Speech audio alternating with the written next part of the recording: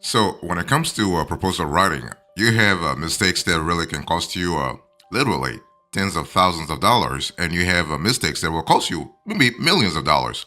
So into this conversation, I want to really talk to you about the mistakes that you need to really avoid if you're trying to really write let's say a stellar proposal. Okay, so here are the mistakes I want you to really pay attention to. The thing is that basically, first of all, you got to think about the executive summary. So neglecting the executive summary is a really, really big no-no. If you're trying to really write a stellar proposal, you got to have an executive summary.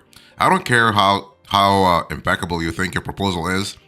If you don't have an executive summary, that's going to really penalize you big time. Why? Because some recipients don't have time to read your proposal. They have 1,000 things to do every single day. You only have 24 hours in a day, so you got to have a way to summarize everything in your proposal. That's really important. Okay, so if you think about the executive summary, think about it as your first impression. And you and I know that first impressions always matter. I don't care if it's in private life or business life. First impression will always rule the day. So be very careful there. Okay. So that's the first thing I want you to pay attention to. Do not neglect to have an executive summary. You want to have an let's say an effective executive summary.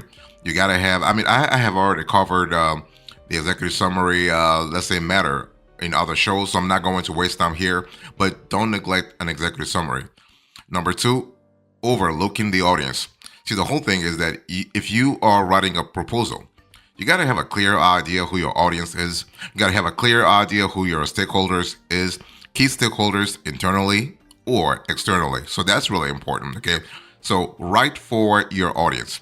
You want to really speak to your audience. You want to have words that really resonate with your audience.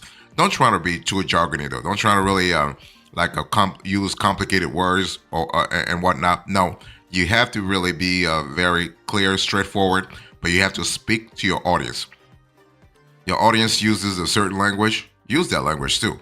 Your audience use certain words, certain keywords, certain key phrases.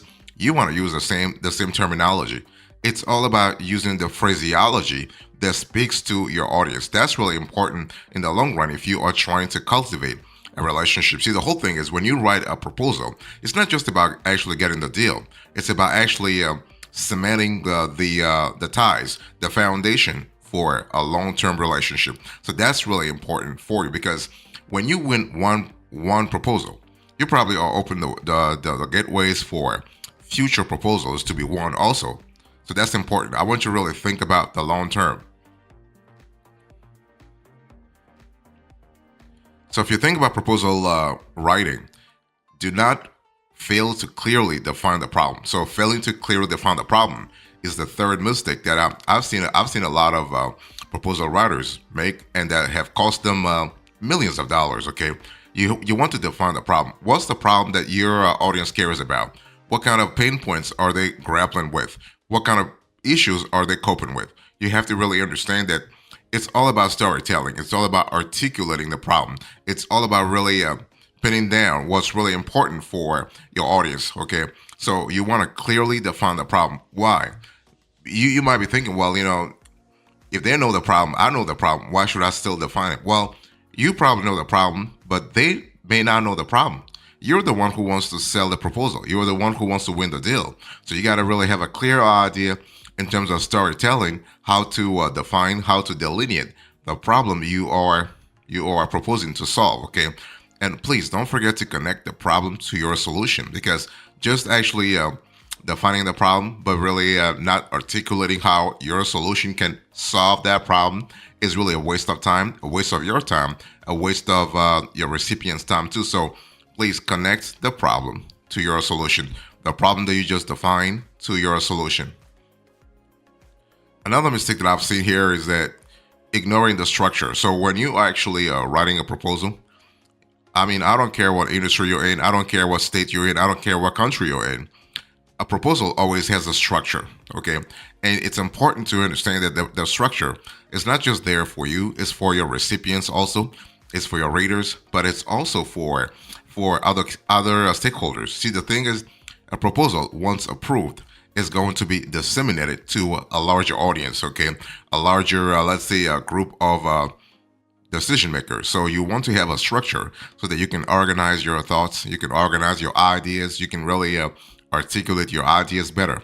So organizing your proposal means what? Use bullet points. Use lists. You want to really use short sentences. I want to go back to what I said a little earlier. Do not use complicated words. Okay, don't be jargony.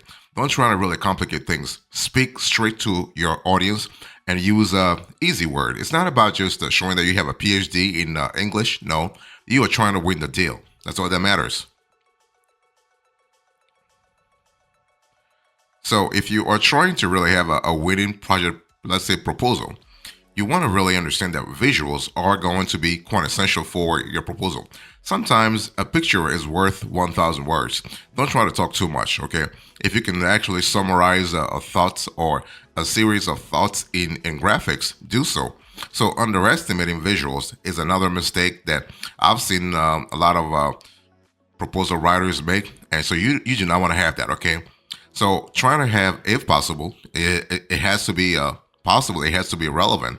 Trying to add an eye-catching stock photo to your cover. You want to play with geometric shapes to house content. Use a bold sans serif font to actually highlight your headings. Okay. You want to also accentuate key features with industry relevant icons. For instance, it's all about being visual as possible. Okay. Do not underestimate that part. You can use ribbons or arrows to point to specific information, and also include customer headshots in your testimonials. Because see, the whole thing is that testimonials with no picture seem a little fake.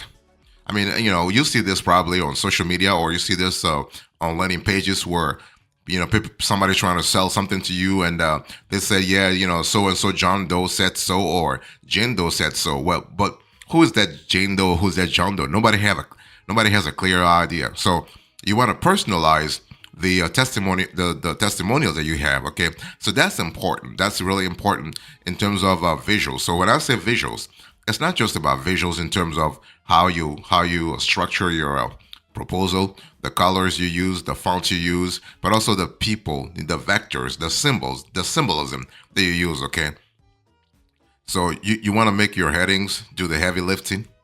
You want to add a splash of your color palette, and you want to use eye-catching graphics. Okay, and again, those eye-catching graphics should still be professional. Though I'm not asking you to really put a picture that will be out of shape based on your proposal, but also based on the industry you're in. Every industry is different, so be sure to actually adapt that to your industry.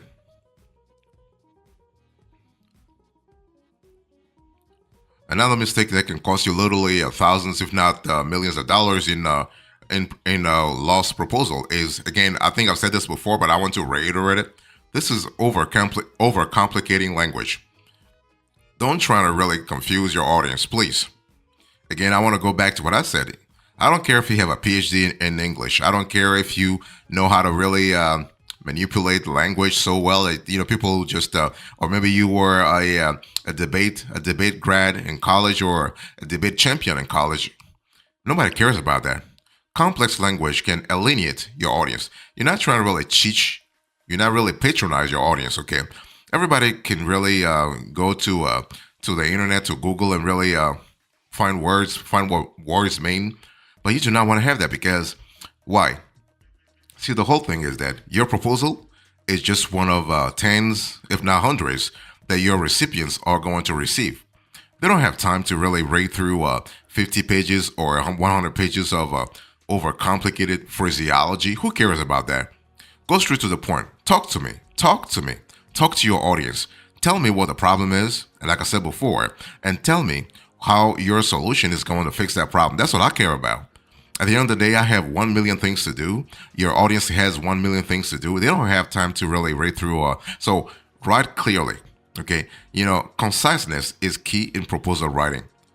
You want to be concise. You want to be brief. You want to be like brevity is going to help you big time. But you want to be brief, but precise. So be concise, but precise. Okay. Avoid jargon.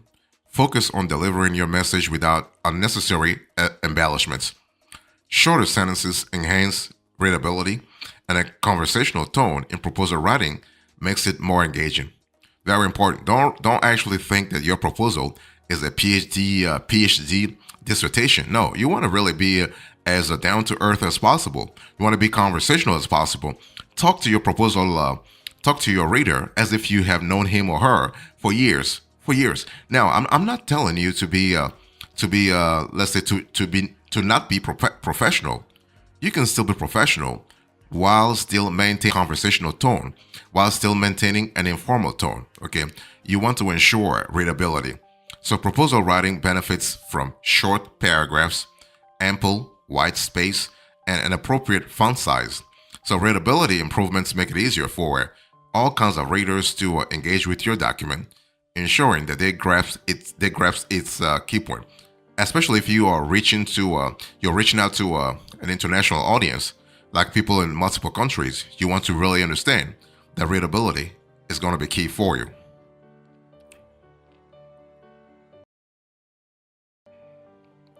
Another mistake that I see proposal writers make all the time is skipping budget details. So I want to really touch on the quantitative aspect of things. See, your proposal is important in terms of defining the problem and actually having a solution that really ties to the problem, right?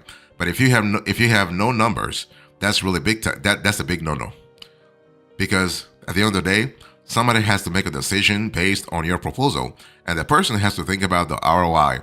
What is the return on investment for my organization? If I were to really, let's say, buy into what you're offering me, what is the return on investment for me? So basically, you gotta have a budget. So a proposal without a clear budget is incomplete. Let me repeat that: a proposal without a clear budget is incomplete. And I will even go forward to say that this is actually not only incomplete but also inappropriate, because basically you're telling people to make decision, but you're not giving them the tools to make the decision that they have to make. So please have numbers, and don't really fudge numbers. Make numbers realistic. A proposal, by definition, is actually let's say prospective. In other words, it's looking into the future, right? You probably don't have exact numbers. That's why you have a budget in the first place. But make sure that your budget is as realistic as possible. That's going to help you big time. And please align your budget with the proposal goals, and make sure that you are presenting a transparent budget. Okay. Also, another mistake that I've seen that can cost you thousands of dollars is omitting a timeline. Please have a timeline. Why? Because the timeline actually is going to be quintessential. It's going to be foundational to how you are telling your recipients to implement your proposal. Okay. A timeline provides a roadmap for your proposal's implementation. Without it, what happens here is that your audience may question the feasibility and timing of your plan. So you do not want to have that. You do not want to really leave your audience in the dark, right? Be as structured as possible. So a well-structured timeline not only outlines key milestones but also demonstrates, let's say, your understanding of the scope and complexity of your proposal. So that's important. But please make sure your timeline is realistic, and it has to be realistic, and it also has to be clear from the get-go.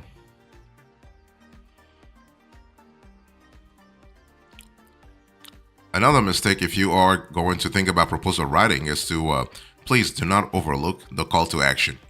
Your CTA is going to be very important. I mean, when you have a clearly structured proposal, you want to really make your audience do something in the end, right? You want to really trigger them for some action. So the call to action has to be clear. The call to action has to instill a sense of urgency. So if you think your proposal is important, you have to have a CTA at the end, no matter what. So you want to have a strong call to action. Okay, you want to clearly state what you want the reader to do next. Encourage them with persuasive language, and maybe you can have a deadline. Okay, create urgency with a deadline if appropriate. A strong call to action actually can boost engagement significantly. The last mistake that I've seen that can cost you tens of thousands of dollars, if not millions of dollars, is actually skipping proofreading. You got to proofread. Sir, ma'am, I don't care Again, going back to what I said, I don't care how good you think your English is. I don't think. I don't care how you think you are. Listen, everybody makes mistakes. You're not perfect, so you want to really have a second set of eyes, a third set of eyes, a fourth pair of eyes to actually go through your proposal once again. You want to skip proofreading, okay? And sometimes, it's just better to seek external feedback. I mean, your team probably spent hours, if not days, actually writing the proposal, or you probably did it yourself. So at the end of the day, it's important to have someone else take a look at your work and say, you know what, this is good, this is not good, okay? And the thing is, when I speak about proofreading, it's not just about the grammar, it's not just about the vocabulary that I want you to pay attention to. You can actually look at the overall structure of your proposal. For instance, you want to change the document font. You want to rate the proposal out loud to see how it really rates, right? Give yourself a full day away from the proposal if you have to do it yourself, okay? And you want to proofread one last time before submission. You can also pass the proposal through an editing app. You have a lot of editing apps out there. You have Grammarly, you have Pro Writing Aid, okay? And you also want to stick to a content style guide. And so if you are not really sure how to properly use the Oxford comma, or if subheadings need to be to be title case, for instance, ask your marketing team for a content style guide to actually help you big time. And that's going to help you in not only in the short run, but also in the long run in trying to really, let's say, project a very good first impression to your readership. So that's it. I just shared with you the top 10 proposal writing mistakes that I've seen that can really cost you literally thousands, if not millions of dollars. Let me give you a few extras before I close to this conversation. The thing is that when you actually are developing a proposal, a project proposal, make sure that you have qualified leads. Okay, do not proceed with unqualified leads. Why? Because leads by themselves are not really relevant. They're only relevant if they're qualified. They're only relevant if they're going to lead to sales, right? So make sure that you qualify the leads before actually getting to the whole conversation. In other words, you are talking to an audience who's ready to buy. You are talking to an audience who can buy. You are talking to an audience whose pain points you are actually solving in your proposals. Don't talk to someone who cannot or is not interested, cannot be interested or is not interested in your proposal in the first place. So that's important, okay? And please, when I'm talking about your proposal and I speak about storytelling, tell your story, but you want to tie it into their story. The biggest advice that I've heard over the years from professionals is that you want to tell their stories. But the thing is, if you tell your audience the stories, but you're not able to tie that to your story, you're just really wasting part of your time too. So it's just better to really concoct a story that really meshes pretty well your own story. In other words, the solution you are actually proposing in your document to the story of your audience. In other words, there are pain points. Okay, there are pain points, and please, you want to keep things brief. Okay, make things brief. You want to make it very easy to close with a call to action, but also with the contact information that you have. Okay, and please keep things dazzling. Dazzling, not you're not really trying to win a graphic like you're not trying to really win a graphic artist competition here, but you want to make sure that your proposal overall is really interesting. It's really nice to look at. Okay, it's also, if you have to use PDFs, use PDFs.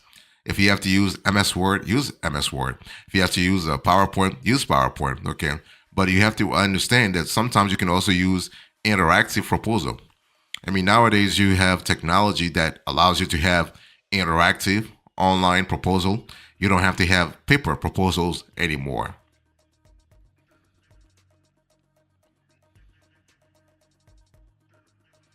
In closing, in today's conversation, I'll talk to you about the mistakes that you want to avoid when writing proposals. I'll give you the top 10 mistakes, and then I'll give you a few extras here. Thank you so much. God bless you. I will see you next time. Until then, remember, stay marvelous.